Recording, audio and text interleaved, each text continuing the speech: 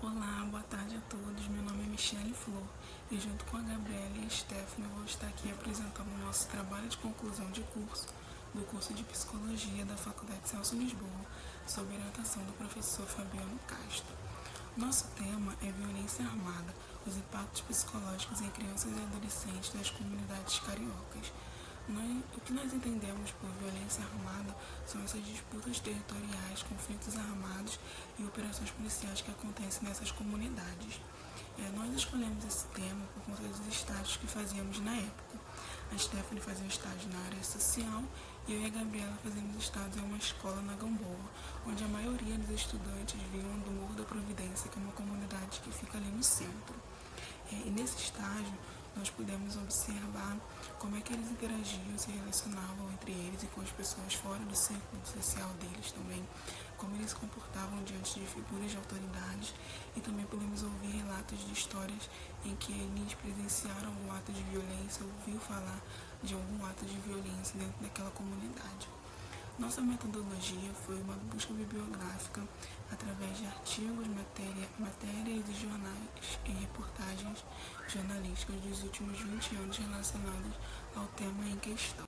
Ultimamente, a violência armada vem ganhando muito destaque nas mídias e redes sociais, principalmente pelo alto número de vítimas, devido às operações policiais ou conflitos armados que acontecem dentro dessas comunidades, e onde, entre elas, muitas são crianças e adolescentes, infelizmente.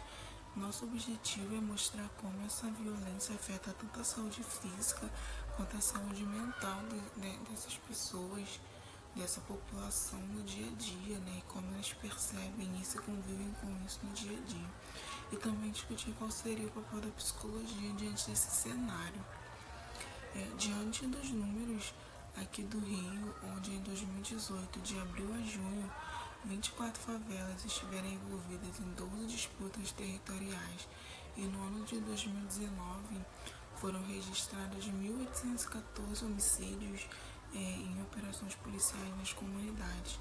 Como fica o psicológico e a saúde mental das pessoas que passam por isso frequentemente, ainda mais sendo tão jovens e ainda estando em desenvolvimento? Como esse estresse diário de ter que se preocupar se hoje a polícia vai entrar nas comunidades, se haverá tiroteio, se quando saírem de casa, ao voltarem, estará tudo bem, se ir à escola ou voltar da escola é seguro, ou até mesmo se estarão seguros dentro da escola. O medo e estresse que isso gera, ter que passar por isso e não ter o que fazer, é uma situação que, por mais que eles não tenham consciência plena disso pela idade, que quem deveria protegê-los, infelizmente, não faz isso ou faz de uma maneira deficiente, não cumpre esse direito que é deles, sabe, que é garantido para eles, direito de ir e vir, direito à segurança, direitos básicos deles, negligenciam nessa parte da população que acaba virando refém dessa violência.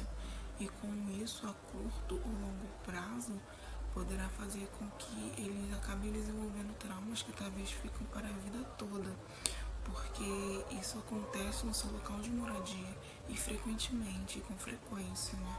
E muitas vezes eles não têm para onde ir, não têm condições de saírem desse lugar onde eles adoeceram para Oi, poder. me chamo Stephanie e vou dar continuidade ao nosso trabalho. Vou falar um pouquinho para vocês sobre como afeta o sujeito.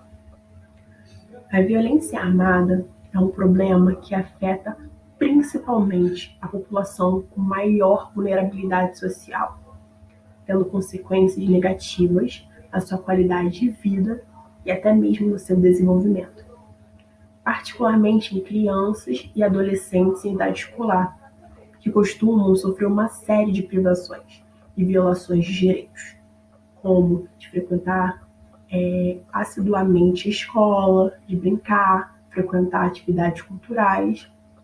Esses jovens, desde cedo, são expostos a esse tipo de violência, seja por parte da polícia ou do tráfico. Isso certamente contribui para o desencadeamento de traumas que os afetam diretamente ou indiretamente ao longo do seu crescimento. A convivência quase diária com operações policiais, tiroteios, blindados ou até mesmo helicóptero, agressões físicas ou verbais, estupros, observação de pessoas mortas, feridas, tráfico de drogas pode causar danos graves e severos também a esses adolescentes que estão em processo de desenvolvimento e são obrigados a amadurecer mais rápido. A exposição à violência, seja ela de forma direta ou indireta, tem sido associada a transtornos mentais que estão agrupados a 2 fatores. O primeiro grupo diz respeito aos transtornos internalizantes, que inclui sintomas de ansiedade, depressão e somatização. Já o segundo grupo seriam os transtornos externalizantes, que refere-se aos sintomas impulsivos de agressão, conduta disruptiva e abuso de substâncias. Partindo desse princípio, será descrito alguns efeitos negativos nos jovens que precisam ficar em estado de alerta, podendo causar uma extrema fadiga no corpo e na mente. Vou falar para vocês um pouquinho sobre alguns transtornos. O transtorno pós-traumático, conhecido também como TEPT, é um dos problemas de saúde mental mais associados à violência. Ele atinge não só os jovens, mas também os adultos.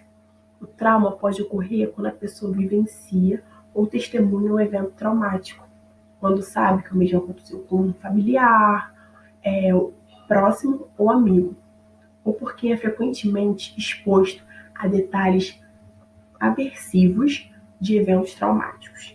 É um estado de ansiedade intensa, onde o sujeito é capaz de reviver o trauma com a mesma sensação de dor e sofrimento. Já a depressão é uma doença psiquiátrica crônica que tem como sintomas tristeza profunda, perda de interesse, ausência de ânimo e oscilação de humor. Ela, muitas das vezes, é confundida com ansiedade e também pode levar a pensamentos suicidas. E já a ansiedade é um fenômeno que pode ser conceituado através de um modelo cognitivo, caracterizando-se por percepções de ameaça, perigo, medos exagerados, acompanhados de uma subestimação do sujeito acerca de sua própria capacidade de enfrentamento da situação. A depressão é uma doença psiquiátrica crônica que tem como sintomas tristeza profunda, perda de interesse, ausência de ânimo e oscilação de humor. Ela, muitas vezes, é confundida com ansiedade, que pode levar até mesmo pensamentos suicidas. Já a ansiedade, ela é um fenômeno que pode ser conceituado através de um modelo cognitivo, caracterizando-se por percepções de ameaça, perigo e medo exagerados, acompanhados de uma subestimação do sujeito acerca de sua própria capacidade de enfrentamento da situação. Boa tarde, eu sou a Gabriela e eu gostaria de, para finalizar o nosso trabalho, eu queria trazer um pouquinho qual seria o papel do psicólogo dentro desse tema que a gente escolheu para abordar no nosso TCC. Poder falar um pouquinho como pode ser feita a atuação do psicólogo e também um pouquinho da dificuldade que a psicologia ainda enfrenta para conseguir chegar nesses locais mais pobres e com a saúde mais escassa. O psicólogo ele tem o papel de fazer com que essas crianças e esses jovens consigam lidar da melhor forma possível com aquele medo que é diário, né? Aquele medo da violência, com as suas perdas, com o seu luto, fazer que eles consigam se conscientizar de todos os impactos que aquela violência pode causar na vida deles, né? O psicólogo ele pode esclarecer e ajudar com que eles entendam, com que eles consigam lidar com isso, que já é tão difícil para um adulto perder alguém ou estar em um local tão violento, tão vulnerável, e que essas dificuldades acabam se tornando muito maiores por serem crianças, por serem jovens, por já serem por si só pessoas mais vulneráveis. Porque muitas das vezes, enquanto eles deveriam estar estudando, estarem brincando, eles estão em suas casas, escondidos, se protegendo de bala perdida, se protegendo de um tiroteio que está acontecendo na sua porta. Então, o psicólogo, ele deve fazer com que esses jovens consigam lidar da melhor forma possível, que o que a gente já sabe que é muito difícil lidar, ajudar e fazer com que eles entendam e fazer com que os impactos psicológicos sejam os menores possíveis. O psicólogo, ele é de total importância naquela comunidade, fazer com que não somente a criança e o adolescente seja tratado, mas todo o seu meio em volta, né? O psicólogo comunitário, por exemplo, faz muito isso. Ele vai buscar melhorar não somente o indivíduo em si, mas com que ele possa melhorar toda a condição daquela comunidade, toda a condição de vida dos seus membros, né? O que é muito importante, porque não adianta nada a gente tratar aquela criança e aquele jovem e ele voltar para casa e permanecer aquele adoecimento, permanecer aquela violência em volta, né? Já que muitas das vezes eles não podem se mudar daquele local por falta de condições, é muito importante com que a gente trate toda aquela comunidade em volta, que a gente consiga tratar da melhor forma possível todo o seu meio, com que ele consiga da melhor forma possível ter melhoria dessa saúde mental, o que é muito importante. Esse acesso, ele não é feito somente pelo SUS, né, o que a gente sabe que é muito difícil, infelizmente. O SUS cada vez mais difícil, mais escasso, mais sucateado, pelas clínicas da família ou pelos CAPs, mas a gente sabe que vem aumentando muito, né, o número de projetos sociais dentro da própria comunidade, com seus próprios moradores, onde eles, por viverem aquilo, eles sabem a importância de que aquilo seja falado, com que aquilo seja discutido.